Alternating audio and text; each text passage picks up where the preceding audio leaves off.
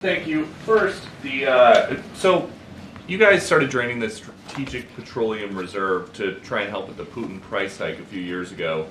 Said you were going to refill it, but now it doesn't seem like that's happening. Why? Well, I believe the Department of Energy is responsible for that particular component, is refilling that. So I would refer you to the Department of Energy. I know there were certain components to that, and how they were going to move forward in refilling it. They would have more specifics on that for you. Okay. And why isn't federal immigration law tougher on border crossers who come here and are accused of serious crimes?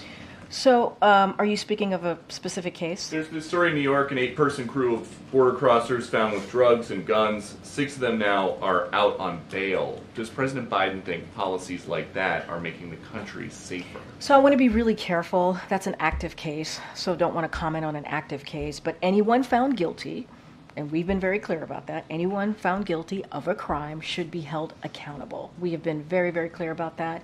And if a person poses danger to a community, they should be detained pre-trial. So more generally then, do you guys think that some big cities in this country have liberal DAs that are too soft on crime? Look, what I will say is I'm not going to speak to every state or city here. It's not for me to speak to. We have been very clear about this.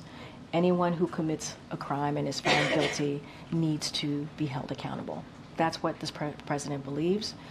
And we are certainly we welcome local law enforcement support and cooperation in apprehending and removing individuals in this country who pose a risk to our national security or also public safety.